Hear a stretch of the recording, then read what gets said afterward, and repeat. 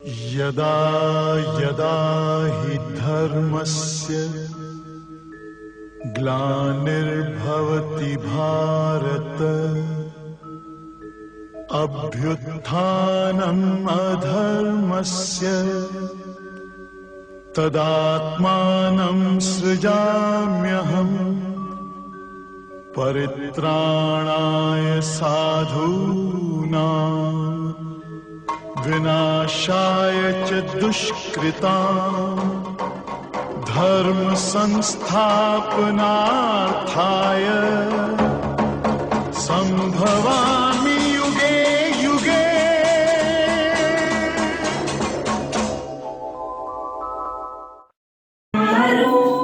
गुरुवर तेरी आरती मन में बसाकर तेरी मूर्ति उतारो मैं गुरुवर तेरी आरती हाँ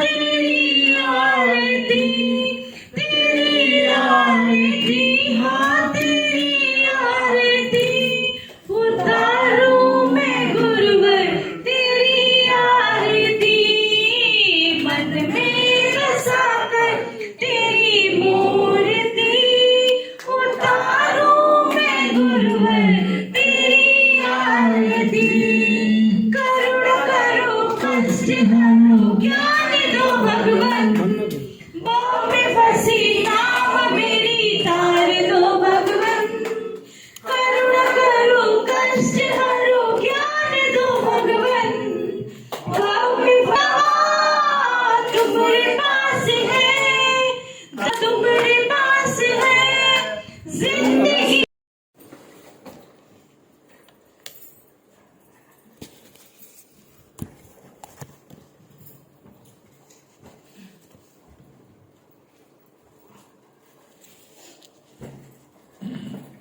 सभी प्रयोग राम राम।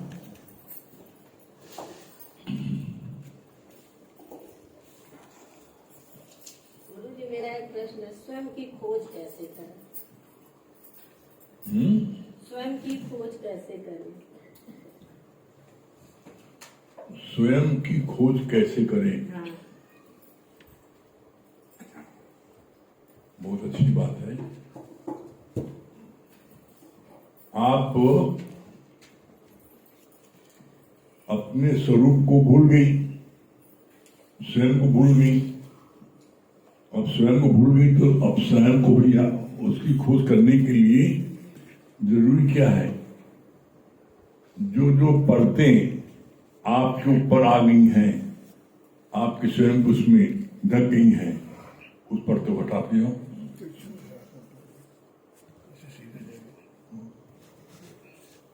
उसको बहुत नीचे ऊंचा करिए, फिर कम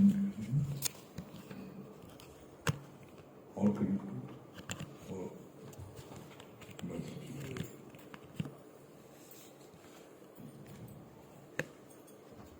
स्वयं की खोज मतलब वो अपने को जानना। हम अपने को भूल गए। अपने को क्यों भूल गए? हम थे शुद्ध स्वरूप ब्रह्म आत्मा, निराकार से साकार हुआ। पहले क्या थे आप? शरीर में नहीं थे आप, निराकार थे। एक ड्रॉप से शरीर बना तो निराकार साकार हो गए। साकार हो गए तो साकार होने पर आपने संग किसका किया? जिस समय बच्चा धरती पर आता है, दुनिया का किसी जात का कोई बच्चा जब पैदा होता है तो उसके मुख से निकलता है ओम ओम ओम करता है। कोई बच्चा ऐसा नहीं जो ओम न करता हो। जैसी धरती पर आता है ओम करने लगता है। क्यों? गर्भ में किया था वादा प्रभु तुझको न भूलूंगा कभी, लेकिन पढ़ के मोह के जाल में भूला तू अपना करार है। मोह के जाल में पड़ गया और अपना करार भूल गया। जाल में कैसे फंस गया? जैसे ही पैदा हुआ बच्चे ने ओम ओम के जाप किया वैसे ही उसको पहले दिन से माँ क्या बोलती है, देख तेरे पापा आ गए, देख तेरी मौसी आ गई, तेरी मामी आ गई, तेरी चाची आ गई, तेरा बड़ा भाई आ गया। किसी ने दुनिया में एक माता मदालसा के अलावा, माता मदालसा ने अपने सब बच्चों को, उनके 7 बच्चे हुए और 7 बच्चे जो हुए तो उन्होंने शादी इसी कंडीशन में की थी। रानी बहुत खूबसूरत थी तो राजा ने कहा शादी करना चाहते हैं तो कहा मेरी कंडीशन है, जितने बच्चे पैदा होंगे उसको तुम्हें मुझको देना पड़ेगा और मैं उनको संत बनाऊंगा, मैं उनको आत्मज्ञान दूंगा। तो आदमी शुरू में उस शारीरिक प्यार की लालच में सब हाँ कह देता है, तो हाँ कह दिया, अच्छा ठीक है। उसको तो रानी उसमें खूबसूरत लग रही, रानी मिलना चाहिए और शादी कर लिया। और जब उसके बच्चे हुए, 6 बच्चे हो गए और 6 बच्चों को राजा से उसने ले लिया और सब बच्चों को उसने बोला तू शुद्धोषी है, तू बुद्धोषी है, तू निरंजनोषी है। और 6 को उसने ब्रह्म ज्ञान दिया और सबको छोड़ दिया, सब जंगल में अपने चले गए। 7वां बेटा जब हुआ तो राजा ने रानी से प्रार्थना किया कि कम से कम एक बच्चा तो राज्य के लिए छोड़ दो, नहीं मेरे बाद राज कौन देखेगा, मैं इसको राज का सिखाऊं। रानी ने उसकी बात मान ली, अच्छा ठीक है। राज्य पाठ देखने लगा तो मां ने अपने 6 बेटों से बोल दिया कि ये राजपाट देख रहा है, एक दिन ऐसा आएगा जब इसकी राज्य में बड़ी आसक्ति हो जाएगी और ये अपने को भूल जाएगा किस काम के लिए आया है। तो उस समय तुम लोग अपना हिस्सा मांगने से आ जाना, मेरा भी हिस्सा, मैं भी इस राज्य का राजा का बेटा हूं, मुझको अपना हिस्सा चाहिए। कहा जैसी मां आपकी आज्ञा। और बेटा जो 7वां बेटा था उसको मां ने कहा राज्य तुम करने जा रहे हो करो, लेकिन हम एक तुमको ताबीज है तुम्हारे बांध दे रहे हैं बाह में, जब कभी जीवन में तुम बहुत विशेष कठिनाई में फंस जाना, बहुत अधिक उलझन में जाना, तो उस समय तुम ताबीज खोल के पढ़ लेना। बस ऐसे हुआ। वो इतना बहादुर राजा निकला कि उसने राज्य जीतना शुरू कर दिया और उसने बहुत से राज्य जीत लिए। भाइयों को जब पता लगा कि ये जो है इतनी मार काट कर रहा है, इतने राज्य पर आज जीतता जा रहा है और इसकी अभी बंद नहीं हुई और जीतेंगे और जीतेंगे, तब मां के आदेश के अनुसार बच्चे आए, 6 बच्चे आए और बोला कि हम तुम्हारे बड़े भाई हैं और हमें अपना हिस्सा चाहिए। अब उसके पैरों के नीचे धरती निकल गई, इतनी मुश्किल से जान हथेली में रखकर इतना राज्य जीता, अब इसके 7 हिस्से हो जाएंगे, 6 आ गए कहां से। जब पता किया, कंफर्म किया तो हाँ सच है भाई, 6 भाई के और हैं, अब देना पड़ेगा राज्य। तो बहुत दुखी हो गया, इतना दुखी हो गया कि उसका तब चकरा गया, चक्कर आने लगा। तब उसको मां की बात याद आई कि जीवन में कोई बहुत कठिन समस्या आ जाए तब उस समय तुम इसको पढ़ना ताबीज। तब उसने ताबीज को पढ़ा और ताबीज को जब पढ़ा तो उसमें लिखा था तू शुद्धोषी, तू बुद्धोषी, तू निरंजनोषी, तू अपने रूप को पहचानो, तो रूप कौन सा है। तो जब उसने पढ़ा तो उसका विवेक जागृत हो गया, अरे मैं तो शुद्ध हूं, मैं तो बुद्ध हूं, मैं तो ब्रह्म हूं, परमात्मा हूं, मैं कहां फंस गया इस सब चक्कर में। अरे मेरे भाइयों को तो मां ने ज्ञान दे दिया, वो सब इतना संत हो गए, मैं कहां से फंस गया। जैसे ही उसने ये पढ़ा उसका विवेक जागृत हुआ, रात भर सो नहीं पाया था, तो पढ़ा उसने तो सुबह जो है, सुबह राज्य 6 भाई लेने आए अपना राज्य लेने के, तो उनको कहा अब आप लोग राज्य देखो, अब हम चले। और वो छोड़ के जाने लगा, अब मैं संत का, मुझको नहीं चाहिए कुछ, मुझको पता लग गया मैं कौन हूं। मैं मां के ज्ञान से मुझको पता लग गया कि मैं कौन हूं, और अब मुझको राजपाट नहीं चाहिए, तुम लोग राजपाट देखो। मैं निकला अपने साधना में। तब उन भाइयों ने फिर उसको रोका और कहा नहीं, हमारा उद्देश्य राज्य पाना नहीं था, हमारा उद्देश्य तुम्हारे को सिर्फ जो मार काट इतनी तुम मचाए थे, राज्य प्राज जीतते जा रहे थे और तुम्हारी आसक्ति बढ़ती जा रही थी, तो माँ का आदेश था ऐसी जब नौबत आए तो इसको याद दिलाने की तुम आ जाना और हिस्सा मांगना। तो उसने माँ के सिर्फ वो सेंटेंस पढ़े और वो अपने स्वरूप में आ गया। इसी तरीके से आप भी, जो आपके ऊपर अज्ञान आ गया जन्म लेने के बाद, माँ ने बोला ना ये तुम्हारे बड़े भाई हैं, तुम्हारे पापा हैं, ये तुम्हारी मौसी हैं, नानी है, चाची है, दादी है, सबका लिप लगा दिया, और हम अपने को जान गए, हम फलाने की नाती है, फलाने की पोती है, फलाने की बिटिया है, सब जान गए, लिप लग गया।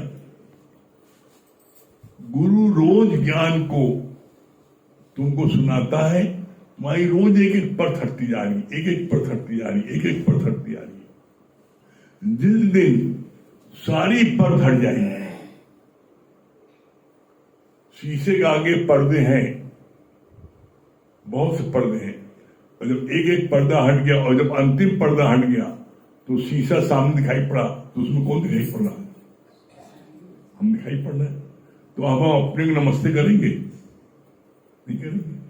तो इसीलिए था, पर्दा जब तक था नहीं जाना अपने को, जब पर्दा उठा तो आप हुआ, तो आपको सजदा क्या करें? जब पर्दा उठा तो आप हुआ, तो आपको हम सजदा क्या करें? हम अपने को सजदा करेंगे? अपने को ऐसे नमस्ते करते हैं? नहीं, हम नमस्ते करते हैं दूसरे को। ये हनुमान जी है, ये शंकर जी है, इनको ऐसे नमस्ते, वो दूसरा, हम दूसरे हैं।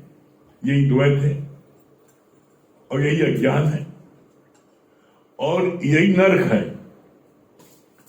द्वैत जब तक आपका नहीं जाएगा तब तक आप हर एक में फंसोगे, जिसको देखो फंसोगे उसमें। इसका एक बड़ा सुंदर गुरुजी ने दृष्टांत बोला, बड़ा प्यारा बताया। एक राजकुमार, एक फोटो उसने देखा बड़ी सुंदर लड़की की, तो उसने बोल दिया कि मैं तो इसी शादी करूंगा, अनिल में शादी नहीं करूंगा, मैं इसी लड़की शादी करूंगा। उसने फोटोग्राफर को देखा, उसकी तस्वीर देख करके कहा मैं इससे शादी करूंगा। अब दुनिया भर के सारे फोटोग्राफरों को बुलाएगा, भैया कौन लड़की है भाई, कहा कि देखो, सब लोगों ने देखा। तो एक बड़ा पुराना फोटोग्राफर जो है उसने देखा और तस्वीर को पीछे लिखा था, तो लिखा था उसी राजकुमार के घर का एड्रेस लिखा था। 20 साल पहले उसने एक लड़की का रोल किया था। 20 साल पहले जो लड़की का रोल किया था वो राजकुमार ने, तो वही वो लड़की बनी थी, उसी लड़की को उसने देखा था। अब जब उसको बताया गया, भैया जौन लड़की से तुम शादी करना चाह रहे हो तुम ही बने रहे हो, अब कैसे शादी करी? शादी के लोग पकड़ाना था, क्या मैं शादी करूं तो मैं इसी से करूंगा। और जब उसको बताया कि ये जो फोटो है जिसको तुम बता रहे हो इससे शादी करेंगे, ये तुम ही हो, तुम्ही ने पहले लड़की का रोल एक नाटक में किया था, फलाए नाटक किए तुम स्कूल में पढ़ते थे, उसमें तुमने रोल किया था लड़की का, ये तुम ही हो। अब तुम इससे शादी करोगे? बोलो, शादी करो उसे। तो हम जब तक दूसरा देख रहे हैं तो हम शादी के लिए ललायत हैं, उसको प्राप्त करने में ललायत, उसको छूने के लिए ललायत, उसको देखने के लिए ललायत है। जब हमें ये पता लग गया कि ये फोटो मेरी ही है तो हम उसको क्या करेंगे? अज्ञानता के कारण जब तक हम अपने को नहीं जानते तभी तक हम पूजा पाठ भी करते हैं, तभी तक हम मंदिर भी जाते हैं, तभी तक हम व्रत रखते हैं, तभी तक हम कुछ करते हैं। जब तक हम अपने को नहीं जानते तभी तक हम सब करते हैं। जिस दिन आप जब अपने को जान गए कि आप ही हो शंकर हो, आप ही हो राम हो, आप ही कृष्ण हो, तो पूजा करोगे। हम पूजा कैसी करते हैं? रामचंद्र जी पूजा करते उनके पैर छूते हैं, रामचंद्र जी खुश हो जाए, और रामचंद्र जी तुम खुद ही हो, अपने पैर छुओ। द्वैत, यही द्वैत है। और ये द्वैत जो है बिना सत्संग के नहीं जाएगा। घूम फिर करके आप चाहे ऐसे कान पकड़ो, चाहे ऐसे कान पकड़ो, चाहे इधर कान पकड़ो, घूम फिर करके एकमात्र साधन है सत्संग। और इसीलिए ये लाइन आती है, बिन सत्संग विवेक न होई। आगे लिखा है, राम कृपा में सुलभ न हुई। तो लोगों ने इसका गलत अर्थ लगा लिया। जब कहो सत्संग आ जाओ तो क्या सुनने का लिखा है, राम कृपा में, जब राम कृपा होगी तो हम आ जावे। तो ये ज्ञान को उल्टा पुल्टा लगाना हुआ। राम की कृपा तो हो गई कि तुम कुकुर नहीं बने, गदहा नहीं बने, न बहुत ज्यादा डंडी डंडा मार खाते। राम की कृपा हुई तो मनुष्य जन्म मिल गया। 84 लाख योनियों में एकमात्र मनुष्य योनि इतनी महत्वपूर्ण है जिसकी किसी को कल्पना नहीं मिला। मनुष्य योनि क्या है? बड़े भाग्य मानुष तन पावा, बड़े भाग्य से मनुष्य मिलता है। आगे लिखा रामायण आया, कबहुक कर करुणा नर देही और देत ईश बिन हेतु सनही। कभी कभी परमात्मा बड़ी करुणा करके ये मनुष्य तन देता है। देवी देवता भी मनुष्य जन्म के लिए तरसते हैं। देवी देवता भी मनुष्य जन्म के लिए तरसते हैं। क्यों तरसते हैं? इसलिए तरसते हैं कि देवी देवताओं को जो पद मिलता है वो पद उनको उनकी तपस्या के कारण मिलता है। और जब उनकी तपस्या क्षीण हो जाती है तो फिर उनको नरक में ढकेल दिया जाता है। इसी 84 लाख योनि में गोचर बिच्छू सर बनने के लिए फिर चक्रों भी काटते हैं, मुक्ति नहीं मिलती। मुक्ति का द्वार एकमात्र मनुष्य योनि हो के जाता है। इसीलिए जो देवी देवता हैं वो मनुष्य जन्म को तरसते हैं। और इसीलिए कहा जाता है मनुष्य जन्म जो है बड़े भाग्य से मिलता है। और मनुष्य जन्म के बाद में सद्गुरु मिल जाए तो उसके भाग्य क्या कहने। उससे ज्यादा भाग्यशाली धरती को दूसरा नहीं है। और जब वो ऐसा मौका गवा दे, सद्गुरु के मिलने के बाद भी अगर मुक्ति प्राप्त न कर पाया तो फिर उसको जो है 84 लाख योनियों में रोना पड़ता है। हो सकता मनुष्य जन्म मिल जाए, तुम्हारे अच्छे कर्म हो, लेकिन सद्गुरु नहीं मिलेगा। और जब सद्गुरु नहीं मिलेगा तो मुक्ति नहीं मिल सकती। स्पष्ट शब्दों में बात है, मत कोई भूले भरम संसार, गुरुबिन कोई न उतरे भव पार। बिना गुरु के कोई भव पार हो ही नहीं सकता, आप समझ लो। ऐसे में इस धरती पर हम लोग सबसे ज्यादा भाग्यशाली हैं कि हमें राम की कृपा से मनुष्य जन्म मिल गया और अपने कोई बड़े अच्छे कर्म थे, पुण्य कर्म, जिसके कारण उनको सद्गुरु मिल गया। अब अपनी कृपा करना है, इसलिए बोल रहे 3 कृपाएं हैं, भगवान की कृपा, गुरु की कृपा और तीसरी अपनी कृपा। भगवान की कृपा हो गई तुम्हें मनुष्य जन्म मिल गया, गुरु की कृपा हो गई तुम्हें ब्रह्म ज्ञान मिल गया। अब अपनी कृपा है कि तुम ब्रह्म ज्ञान लेने के लिए आओ। प्यासे को कुएं के पास आना पड़ेगा। अब अगर तुम नहीं आते हो और घर बैठे रहते हो तो फिर क्या करे प्रभु और क्या करे गुरु। इसीलिए कहा जाता है कि थोड़ा समय निकाल आत्मशुद्धि के लिए, थोड़ा समय निकालो अपनी शुद्धि के लिए। आखिर में किस काम को आया था किस काम को? सोया चादर तान, सुरत संभाले गाफला, अपना रूप पहचान, समझ मन दर्शन यही भगवान। अपना रूप पहचान तुम्हारा कौन सा है? सत्य चित्त आनंद।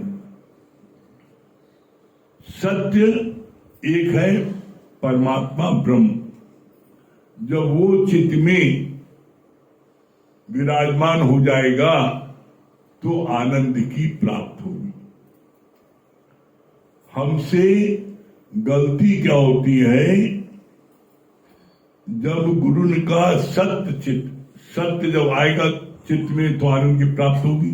तो हमने सत्य नहीं सुना, हमने सच सुन लिया। सत्य दिखता नहीं ना, और सच दिखता है। सच बेटा बेटी, दुकान मकान, धन दौलत, जमीन जायदाद सब दिखता है। तो हमने सच को चित्त में धारण कर लिया, सच को चित्त में बैठा लिया। अब सच एक नहीं ना, सच तो लाखों है। अब तुम एक कुर्सी पर, जिस पर एक जने की बैठने की जगह है, उस पर तुम 6 जने चढ़ जाओगे तो क्या होगा? आए दिन हैंडल टूटती रहती, कोई हैंडल बैठ जाता है, कोई ऊपर बैठ जाता है। तो जब एक से ज्यादा 2 जने बैठ जाते हैं, 3 जने बैठ जाते हैं, कुर्सी टूट जाती है। तो उसी तरीके से जब तुम्हारे चित्त में जब एक परमात्मा सत्य की जगह तुम्हारे दिल में कई लोग बैठ जाते हैं, बेटा बिटवा पोता पोती पति सब बैठ गए, तो क्या हुआ है? तब होता है हार्ट अटैक। अरे भाई, कुर्सी पर एक की बैठने की जगह एक की जगह 4 बैठो तो कुर्सी टूटेगी, चटमटाएगी और पहले चटकेगी। और रिपेयरिंग नहीं कराया, पहले हार्ट अटैक, फिर बाद में हार्ट फेल। जय सीताराम। तो इसलिए उससे बचना चाहते हो तो क्या करो? उससे बचना चाहते हो तो बोला राम के गुण गाइए, रूखा सूखा खाए के ठंडा पानी पी, और देख पराई चूपड़ी मत नचाजी। जो मिले खूब खा पी के मस्त रहो, किसी को देखो नहीं, किसी के उसमें पड़ो नहीं, किसी से द्वैत नहीं देखो। देखोगे तो तुम्हारी सेहत खराब हो जाएगी और तुम अपने पद से नीचे गिर जाओगे। तो अपनी आत्मोन्नत के लिए हम जब नित्य सत्संग देते हैं तो हमारी जो है पहचान हमको अपनी हो जाती, मैं कौन हूं। और ये पहचान एक बात सत्संग होगी और कहीं होगी।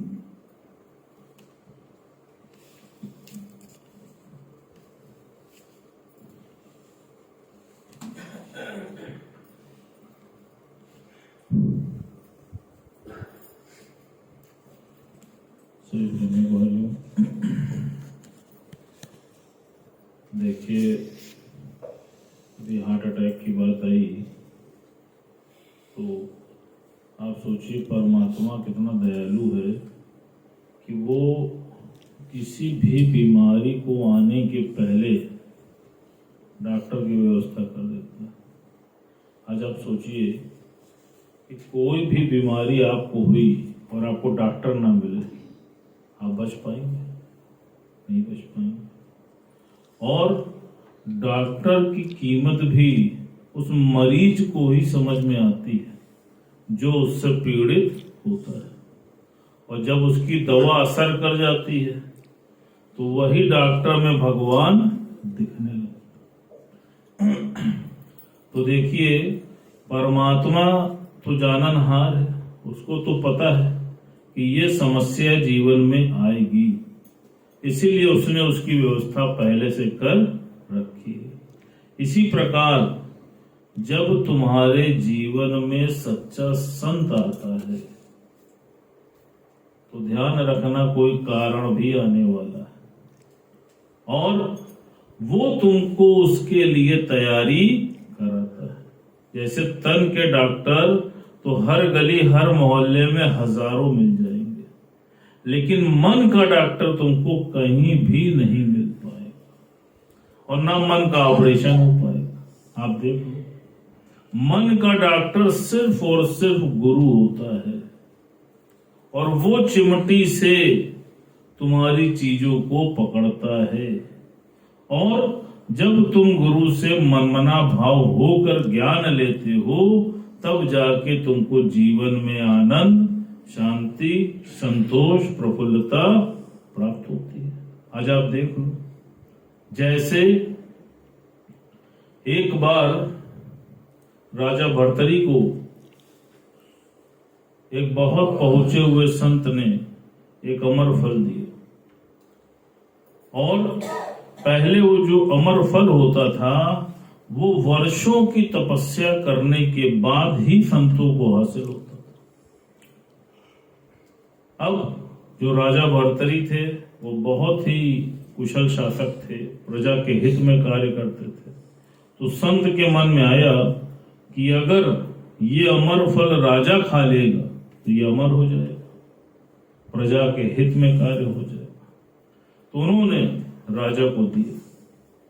राजा के मन में आया कि ये अमर फल खा के मैं क्या करूंगा, क्यों ना इस अमर फल को अपनी पत्नी पिंगला को दे दूं। तो जो रानी थी, राजा उससे अतिशय प्रेम करता था और मोह के कारण उसने उस अमर फल को पिंगला को दे दिया। जब रानी को अमर फल मिला तो यही भाव उसके मन में आया कि मैं इसको खा के क्या करूंगी, अर्थात जिससे मेरा अतिशय प्रेम है क्यों ना उसको दे दूं। अब रानी का जो संबंध था, जो घुड़साल चलाता था सईस, उससे था। रानी ने वो अमर फल सईस को दे दिया। जब सईस के पास वो फल आया तो उसने सोचा कि मैं खा के क्या करूंगा, उसकी जो आसक्ति थी उस राज में एक वैश्य थी उसके साथ, उसने वो अमर फल उसको दे दिया। जब वैश्य के पास आया तो उसके मन में भाव आया कि मैं अमर होके क्या करूंगी, मैं तो इतना निकृष्ट कार्य करती हूं, अर्थात जो मेरे राज्य का राजा है वो बड़ा भला आदमी है, अगर ये फल उसको मिल जाए और वो अमर हो जाए तो जनता के हित में कार्य हो जाए। उसने वो अमर फल राजा को जाके दे दिया। अब जब राजा के पास वो अमर फल पहुंचा तो राजा हैरान हो गया, अरे ये फल यहां कैसे आ गया। उसने रानी को बुलाया और बुला के पूछा, तुमने फल खा लिया? कहा महाराज खा लिया। तो कहा ये कैसे आया? तब रानी ने उसको सारा वृतांत सच सच बताया। तभी राजा के मन में वैराग्य आया और वो सब कुछ राजपाट त्याग कर कमंडल लेकर अपने गुरु गोरखनाथ की शरण चला गया। गुरु जी ने बताया कि बहुत समय पहले एक बार जो इनके गुरु थे गोरखनाथ, वो इनके राज में आए और उन्होंने रानी से भिक्षा देने को कहा। तो रानी भिक्षा में हीरे जवाहरात सोने की वस्तु देने लगी। तो उन्होंने कहा, नहीं रानी, मुझको ये सब नहीं चाहिए। कहा, महाराज क्या चाहिए? कहा, जो तुमको सबसे अधिक प्रिय हो वो मुझे दो। तो कहा, मुझे तो सबसे अधिक प्रिय राजा है। कहा, राजा दो। कहा, राजा भी कोई दान में देने की वस्तु है, राजा को कैसे दे सकती हो? तब चूंकि वो तो त्रिकालदर्शी थे, वो जानते थे क्या होने वाला है, तब उन्होंने अपना चिमटा और कमंडल वहां छोड़ दिया और रानी से बोले कि जिस राजा के लिए तुम आज इन शब्दों का प्रयोग कर रही हो, एक दिन तुम्हारा वही राजा वैराग्य लेकर ये कमंडल और चिमटा लेकर मेरे सानिध्य में आएगा। और आप देख लो अंत क्या हुआ। उस राजा को अंत में वैराग्य आया और वो गुरु की शरण चला गया। तो इसीलिए बोलते हैं कि जब जीवन में आता है गुरु, तब खेल हो जाता है शुरू हो गया है ना। अब अंत का इंतजार करो।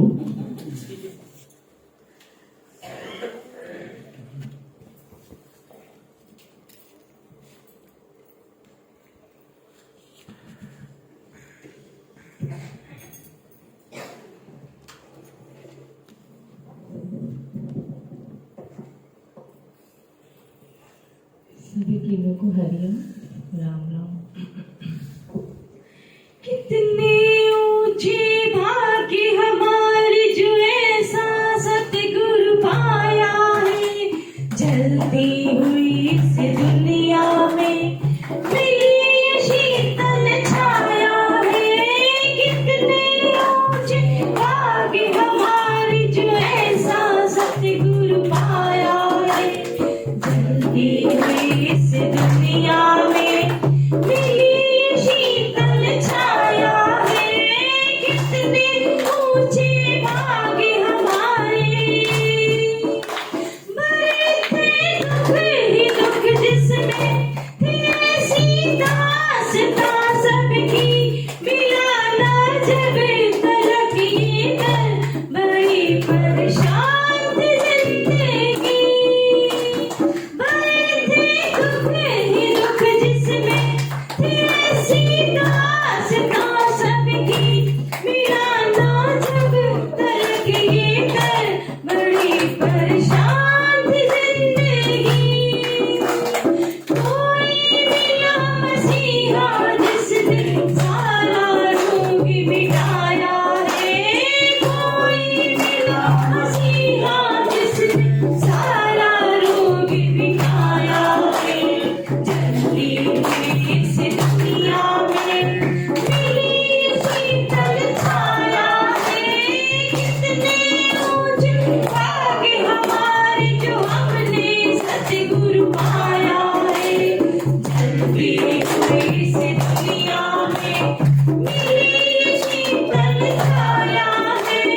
कितने ऊंचे भाग्य हमारे। कोई गुणवान या निर्गुण सभी अपनाए जाते हैं। गुरु सागर दया का है, दया बरसाए जाते हैं। कोई गुणवान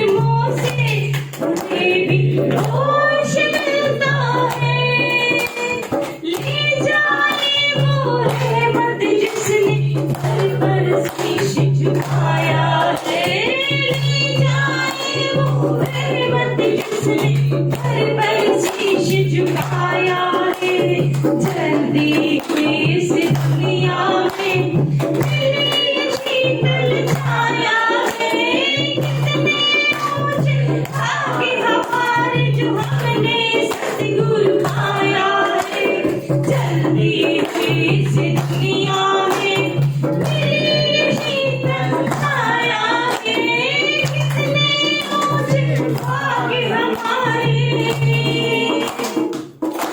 कलम लिख लिख की हारी है सुहागा की हारी है ज़मीं आकाश से ऊंची गुरु महिमा तुम्हारी है कलम लिख लिख की हारी है सुहागा की हारी है ज़मीं आकाश से ऊंची गुरु महिमा तुम्हारी है दादा तेरी रहमत से ज्ञान कभी बिछलाया है दादा तेरी रहमत से ज्ञान कभी बिछलाया है जल्दी इस दुनिया में मेरी शीतल छाया है कितने ऊंचे आगे हमारे जो हमने सतगुरु पाया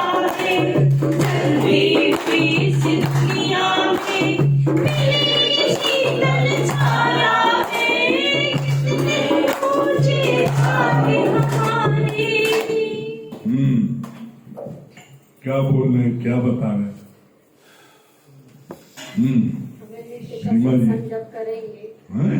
जब हम नृत्य का सत्संग करेंगे तब हमको अपने बारे में जानकारी होगी कि मैं कौन हूँ ज्ञान को जीवन में लगाएंगे ज्ञान गुरु जी आपने बताया ना 3 कृपाएं होती है, एक भगवान की कृपा होती है, एक गुरु की कृपा होती है, एक हमारी खुद की कृपा होती है कि हम डेली का सत्संग देते रहें। वैरागी संत हो गए, जो 7वां था जब लिफ्ट हो गया तो जगाने के लिए आए वो शायद। इसी प्रकार जब हम माया में डूबे रहते हमको गुरु जगाता है कि तू किस ओर, तेरी मंजिल किस ओर जा रहा है। आपने बहुत अच्छा बताया ना, पर्दा हटा तो आप हुआ, आपको सजदा कौन करे। आपने स्वयं की जागृति दी है, जैसे आपने बताया ना कि राजकुमार वही है तो शादी किससे करेगा। इसके लिए आपने बताया ना 16 पर्दे हैं, पड़े हुए हैं, हमको एक पर्दा हटाना पड़ेगा। उसके लिए हमको मेहनत करनी पड़ती है, तब जाके हम स्वयं से हमारा मिलन होता है। आया था किस काम के ओढ़ी चादर तो तान के सुर समाल गाफिला अपना रूप पहचान मन दर्शन समझ यही ज्ञान है। मैं दिया हरी तो आपने बताई ना कि सदगुरु इस जन्म में हमें मिल गया है। हो सकता है बहुत अच्छे कर्म कर लें, अगला जन्म हमें मनुष्य तन मिल भी जाए, लेकिन ये सदगुरु फिर नहीं मिलेगा।